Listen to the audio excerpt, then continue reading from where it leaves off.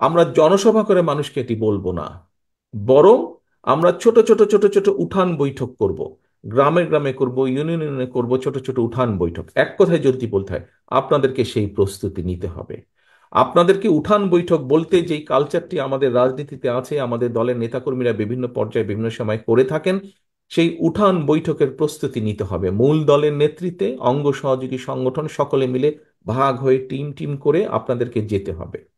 এখানে একটু আগে একটি কার্টুনের মধ্যে করে সকল জেলার নেতৃবৃন্দের কাছে সিম্বলিক ভাবে উপস্থাপন করা, গিফট আকারে দেওয়া হয়েছে কার্টুন। সেখানে আমরা কেন্দ্র থেকে লিফলেট এবং ছোট বইগুলো সেখানে দিয়েছি, তবে এটি যথেষ্ট নয়। আপনাদের কাছে আমার অনুরোধ থাকবে, বিভাগীয় নেতৃবৃন্দ, জেলার নেতৃবৃন্দ, উপজেলার নেতৃবৃন্দ, পৌরসভার নেতৃবৃন্দ, আপনাদের কাছে আমার অনুরোধ থাকবে যে আপনাদেরকে আমরা কিছুটা দিব, সবটা আমরা দিতে পারবো না, আপনাদেরকেও কিছুটা কন্ট্রিবিউট করতে হবে। আরো যেগুলো লাগবে দয়া করে আপনারা সেগুলো প্রিন্ট করে নেবেন। তবে প্রিন্ট করতে গেলে স্বাভাবিক কিছু ভুল হতে পারে, ভুলটি যাতে না হয় সেই জন্য আমরা বিভাগীয় নেতৃবৃন্দের কাছে আমরা ওটা সফট কপিটা দিয়ে দেবো, যাতে সহজেই কোনো ভুল ত্রুটি ছাড়াই আপনারা প্রেস থেকে ওটা প্রিন্ট করে নিতে পারবেন। এখন প্রিয় সহকর্মী বৃন্দ, এখানে অনেকগুলো প্রশ্ন এসছে। আপার হাউসে যারা আছে, খুব সম্ভব ওখান থেকে আমাদের তিতুমির কলেজের বোধহয় একজন ছাত্র, সে তার একটা কথা বলেছিল। তার কথার সাথে কম বেশি কিছুটা আমি একমত। দুদিন আগে আমরা যখন ফর্মালি রিলঞ্চ করেছিলাম এই 31 দফাটিকে ঢাকার একটি হোটেলে, সেখানে আমি একটি কথা বলেছিলাম। কথাটি ছিল যে জনগণের রাজনৈতিক এবং অর্থনৈতিক মুক্তি যদি না হয়, জনগণের রাজনৈতিক এবং অর্থনৈতিক মুক্তি দুটোই দরকার, তাহলে যেই সংস্কারই করি যাই করি আমরা, কোনোটিই কাজে লাগবে না। অর্থাৎ রাজনৈতিক মুক্তি কি? রাজনীতির ভাষায় যদি রাজনৈতিক মুক্তি বলি, তাহলে হচ্ছে অ্যাকাউন্টেবিলিটি বা জবাবদিহিতা তৈরি করতে হবে। যার যা ইচ্ছা করে চলে যাবে সেটি করা যাবে না, সেটা যেই হোক, সরকার হোক, বিরোধী দল হোক, যে কোনো রাজনৈতিক দল হোক, রাজনৈতিক কর্মী হোক, উপজেলার চেয়ারম্যান হোক, পৌরসভার চেয়ারম্যান হোক, কাউন্সিলর হোক, মেম্বার হোক, যেই হোক না কেন, প্রত্যেকের একটি জবাবদিহিতা থাকতে হবে জনগণের কাছে।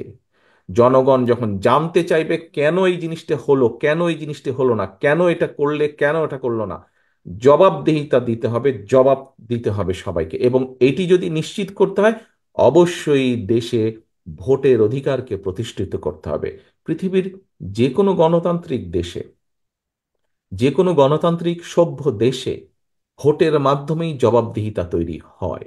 কাজেই প্রিয় সহকর্মীবৃন্দ, যেই লড়াই আমরা জনগণের কথা বলার অধিকার, জনগণের রাজনৈতিক অধিকার অর্থাৎ ভোট প্রদানের অধিকার, যার জন্য আমাদের হাজারো সহকর্মী গুম হয়েছে, খুন হয়েছে, আপনারা লক্ষ লক্ষ নেতাকর্মী, আমাদের 60 লক্ষের মতো নেতাকর্মী মিথ্যে মামলার শিকার যারা হয়েছেন, আমরা যে কারণে যুদ্ধ করছি এই দেশের মানুষের ভোটের অধিকার, কথা বলার অধিকার প্রতিষ্ঠা করার জন্য। কাজে আমাদেরকে যে কোনো মূল্যে এই অধিকার প্রতিষ্ঠিত করতে হবে জনগণকে সচেতন করার মাধ্যমে। প্রায় আমরা একটি কথা বলছি, ষড়যন্ত্র থেমে যায়নি। আপনারা নিশ্চয়ই গত কয়েকদিনের পত্রপত্রিকায় বিভিন্ন খবর টবর থেকে আপনারা, রাজনৈতিক নেতৃবৃন্দ, আপনারা আপনারা পোড় খাওয়া প্রত্যেকটি মানুষ, কাজে আপনারা নিশ্চয়ই বুঝতে সক্ষম হচ্ছেন যে কোথাও কিছু একটা ষড়যন্ত্র চলছে। কাজে প্রিয় সহকর্মীবৃন্দ, জনগণকে সচেতন করতে হবে, জনগণকে সাথে রাখতে হবে, জনগণের সাথে থাকতে হবে। এবং একই সাথে আমাদের যে লক্ষ্য উদ্দেশ্য জনগণকে নিয়ে, দেশকে নিয়ে, সেই 31 দফার প্রত্যেকটি কথা জনগণের কাছে পৌঁছে দিতে হবে আমাদেরকে। এখন প্রিয় এখন প্রিয় সহকর্মীবৃন্দ, কিভাবে পৌঁছে দিবেন আমি আপনাদের সামনে তুলে ধরেছি একটু আগেই। কাজেই আমাদেরকে জনগণের ভোটের অধিকার যেমন প্রতিষ্ঠিত করতে হবে, ভোটের অধিকার প্রতিষ্ঠিত করলেই কিন্তু জনগণ তখন জবাব চেতে শুরু করবে। অর্থাৎ একজন ব্যক্তি নির্বাচিত হবে, তার যখন ভয় থাকবে, সে যেই পর্যায়ে হোক না কেন, গ্রামের মেম্বার হোক, ইউনিয়ন পরিষদের চেয়ারম্যান হোক, উপজেলার চেয়ারম্যান হোক, জেলা পৌরসভার চেয়ারম্যান হোক, কাউন্সিলর হোক, সংসদ সদস্য হোক, মন্ত্রী হোক, প্রধানমন্ত্রী হোক, যেই হোক না কেন, যখন সে জানবে যে জনগণের কাছে আমাকে ফিরে যেতে হবে, সেটি ভোটের জন্য হোক, জবাবদিহিতার জন্য হোক, যেটাই হোক, তখন কিন্তু সে চিন্তা করবে দুবার। কোনো একটি কাজ করার জন্য সে দুবার চিন্তা করবে। প্রিয় সহকর্মীবৃন্দ, আমাদেরকে যে কোনো মূল্যে জনগণের এই অধিকার, জনগণের কাছে জবাবদিহি করার এই বিষয়টি আমাদেরকে নিশ্চিত করতে হবে। একটি দেশের রাজনীতি যদি রুগ্ন হয়, সেই দেশের অর্থনীতি রুগ্ন হতে বাধ্য। এবং সেই দেশের অর্থনীতি যদি রুগ্ন হয়, রাজনীতি যদি রুগ্ন হয়, তাহলে সেই দেশের শিক্ষা, সেই দেশের স্বাস্থ্য, সেই দেশের বিচার ব্যবস্থা, সেই দেশের প্রশাসন সবকিছু রুগ্ন হয়ে যাবে। মানুষ কোনো সুফল কোনোভাবেই পাবে না। কাজেই প্রথম কাজ হচ্ছে আমাদের দেশের মানুষের রাজনৈতিক অধিকারকে প্রতিষ্ঠিত করা, জবাবদিহিতাকে প্রতিষ্ঠিত করা। সিম্পল ব্যাপার। সন্ধ্যার পরে ছেলে মেয়ে দেরি করে ফিরলে বাপ মার কাছে জবাব দিতে হয়। যদি জবাব দিতে না হতো, তাহলে পরিবারের চিত্র কেমন হতো দেখুন তো। দুঃখজনক হলেও সত্য, কোনো কোনো ক্ষেত্রে হয় কিছু কিছু, কিন্তু সেই পরিবারগুলোর কি অবস্থা দেখুন। আর যেই পরিবারগুলোতে একটা ডিসিপ্লিন থাকে, জবাবদিহিতা থাকে, সেই পরিবারের সন্তানরা কিভাবে বেড়ে উঠে, তাদের পড়ালেখা কেমন সুন্দর হয়, আচার আচরণ সবকিছু ভালো হয়। জবাবদিহিতা। কাজেই প্রিয় সহকর্মীবৃন্দ, আমাদেরকে এই গত স্বৈরাচার 15, 16, 17 বছর ধরে দেশে কোনো জবাবদিহিতা ছিল না। জবাবদিহিতা ছিল না বলেই এইভাবে মানুষ গুম খুম হয়েছে। জবাবদিহিতা ছিল না বলেই নিশিরাতের ভোট হয়েছে, দামি নির্বাচন হয়েছে। জবাবদিহিতা ছিল না বলেই প্রশাসনগুলোর কি অবস্থা, বিচার ব্যবস্থার কি অবস্থা দেখেছেন। জবাবদিহিতা ছিল না বলেই দেশ থেকে লক্ষ লক্ষ কোটি টাকা পাচার হয়ে গেছে, দেশের মানুষের সম্পদ পাচার হয়ে গেছে। এই সব কিছুকে যদি আমাদের ঠিক করতে হয়, সব কিছুকে যদি দেশের মানুষের চাওয়া অনুযায়ী যদি নিয়ন্ত্রণের মধ্যে আনতে হয়, অবশ্যই জবাবদিহিতাকে আমাদের তৈরি করতে হবে, প্রতিষ্ঠিত করতে হবে। এবং সেটি একমাত্র সম্ভব সঠিক ভোট প্রয়োগের অধিকার প্রতিষ্ঠার মাধ্যমে।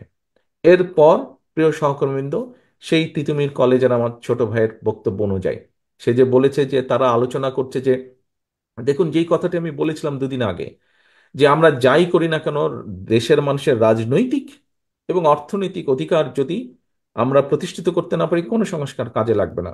ওরা কয়েকজন যারা গ্রুপ স্টাডি করে, ওরাও কিন্তু তাই বলেছে যে এত সংস্কার টংস্কার হচ্ছে কি হবে। একজন বন্ধু পট করে বলে বসেছে, কিছুই হবে না। এটাই আসল কথা, এটাই। মানুষের জবাবদিহিতা প্রতিষ্ঠিত করতে হবে, মানুষের অর্থনৈতিক মুক্তি দিতে হবে।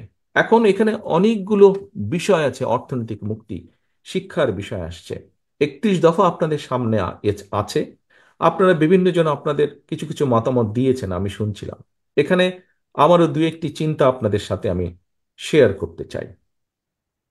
আহ প্রিয় সহকর্মীবৃন্দ, ভোটের বিষয়টি বা রাজনৈতিক অধিকারের বিষয়টি যেভাবে বলেছি, আমি মনে করি আমাদের দেশকে যদি আমরা যেমন চিন্তা করি, কল্পনা করি, আশা করি, আকাঙ্ক্ষা সেরকম যদি পরিবর্তন করতে হয়, আমি মনে করি যে আমার ব্যক্তিগত চিন্তা, আমি মনে করি যে আমাদের প্রথম এখানে একটি প্রশ্ন হচ্ছে যে শিক্ষাক্ষেত্রে 5% কেন হবে, তা বেশি হবে না কেন?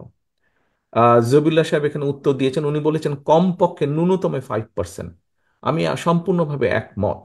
আমাদেরকে যে কোনো মূল্যে শিক্ষার উপরে জোর দিতে হবে। শিক্ষা, শিক্ষা, শিক্ষা। এবং তার ভিতরে তার ভিতরে আমি মনে করি প্রাইমারি শিক্ষার উপরে আমাদেরকে সবচাইতে বেশি জোর দিতে হবে। প্রাইমারি শিক্ষকদের উপরে আমাদের জোর দিতে হবে। কেউ কিছু মনে করবেন না,